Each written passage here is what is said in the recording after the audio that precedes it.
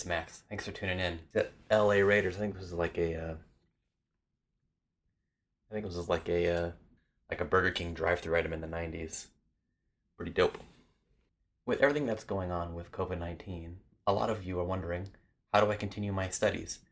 Because it's kind of buyer beware out there. You want to make sure that who you're studying with is going to be the best instructor or teacher for you, and you want to make sure you can maximize your growth and learning. And if you go on the internet and find somebody, you want to make sure that that person is the right person for you. So I've put together this list of questions that you can ask yourself and others and people in your community to help you find the best person to keep you growing. Okay, the list is as follows. The first question you should ask is, does this person have any recordings of them? Either on YouTube, SoundCloud, Facebook, Instagram. Is there something that you can access that's readily available so that you can discern if this person can walk the walk? It's apparent that they at least talk the talk if you're considering them. So that's question number one. And it comes with a couple of sub-questions. The first sub-question you should ask is, does this person do what you're trying to do? For example, if you're trying to learn to play bebop and the person that you're going to study with is strictly an orchestral player, this may not be the best match. Now, they may be a great technician and can show you a lot of things, but if your ultimate goal is to learn to play bebop and learn that language, maybe study with somebody who speaks that language. And the same is true vice versa. No one's expected to be a master of everything.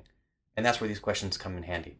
So if this person can't do what you're expecting to do or what you're trying to do, may be a bad match. The second sub-question is, do you trust what you hear?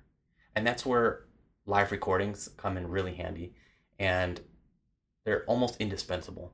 Anybody can take 1,000 takes like this video to get it just right, but a truly special artist and talented artist can get that done in one take. So beware of that. If there are no live recordings and a lot of really refined studio recordings, that could be a good thing, but sometimes it's not. So look for some live recordings. And if none exist and you really want to take lessons with this person, maybe ask them.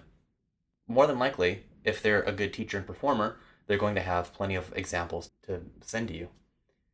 Personally, I take video and audio recordings of almost all of my practice sessions. So if someone wants to know how I get through something or see a series or hear a series of one takes, then I can send a voice memo or just something really informal. And I'm happy to do that for anybody who asks. So another player or teacher on the internet would be happy to do so also. So just keep that in mind. Okay, another question you can ask is, does this teacher have any students that you know about? Maybe there's an alumni network of former students that sing this teacher's praises. That's really good news, and that's a great sign for you. If not, maybe do some more digging. A subpoint is, how do the students play? If there are tons of great recordings of amazing performances of their students, that is a fantastic sign that this teacher knows what they're doing. If there aren't so many, then that might not be the best sign. And also, some teachers only take fantastic students. And that's not to say that these teachers don't know what they're doing, but if you're at a beginner stage, that may not be the best scenario for you. A second sub-question, or rather sub-point, is maybe reach out to some of those former students and ask about their experiences with that teacher, their overall growth, and their development. Ask about the teacher's teaching styles, and think about if that environment online would be a good learning environment for you. And a sub-point of that might even be, is that teaching method effective for you? Different players and different teachers have different methods. Some people are really hands-on, and some people like to not play a whole lot in their lesson. Some people like to model a lot in their lesson. Different strategies are going to be effective for different people. So ask around and try to figure out what's going to work best for you. In my lessons, I play and model a lot because everybody I studied with just about did a lot of modeling. That may not be great for you if that's not the best way you learn. That's not the best way you pick up things. But in my experience, that's how I best learn and teach. So keep that in mind. Some players really like to model. Some players do not. Some players kind of leave you on your own. And some players get in every 3 measures, every 5 seconds. That may not be the best thing for you. You might like to play through something without being interrupted every 5 seconds or every 3 measures. That might be something to consider. Another question you can ask is, is this teacher giving you a show me the money vibe? And by that I mean like Cuba Gooding Jr.'s character in Jerry Maguire, show me the money. If they aren't, that may not be a good sign. Again, this one's pretty basic. It's pretty, I think everyone would probably say steer clear from that teacher, that player, but not everybody is going to tell you that, or not everybody's going to think that, so I'm putting that in this video. So if you get a show me the money vibe, don't show them the money. I don't know what to do with my hands. Another question you can ask is, what are the rates like? Do they seem way too high? Do they seem way too low? A player is going to have, an area is going to have a sweet spot of what the rates are. So keep that in mind. If you're in an area where the average going rate of a lesson is $60 an hour and you see something for $25 an hour, I don't know that I would trust that person's expertise enough to study with that person. If it's still close, then great. And if it is $120 an hour and this person isn't a Grammy Award winner or a touring musician or a fantastic player with a ton of students that play incredibly well, then I would also look the other way. There's a sweet spot. Now, if this person has the best credentials and has a really full load of amazing students, amazing players, they may charge more as a filter, and anything below that amount may not be worth their time. That is a completely different scenario. But if there is none of that amazing evidence that this teacher is going to be great, but a lot of the cost, they may be just trying to exploit this pandemic. So I forgot some things during the video, and I'm just realizing that now while I'm editing the video.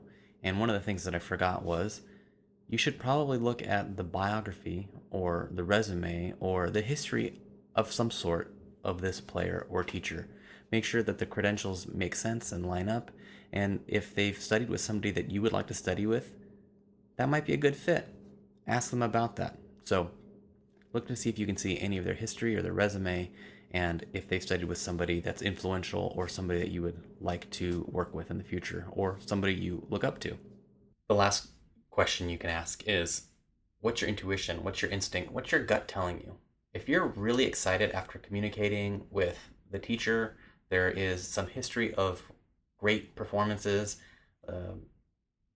you can contact some of their students, and their students have really recommended this teacher, you're probably bound to have a great experience with this teacher. If you're getting some wariness, or if you don't know for sure that this is going to be good for you or great for you, not how good is this going to be, but you don't know that it's actually going to be beneficial at all, then maybe that's not a great scenario for you, and that might not be a great experience for you to learn from this person.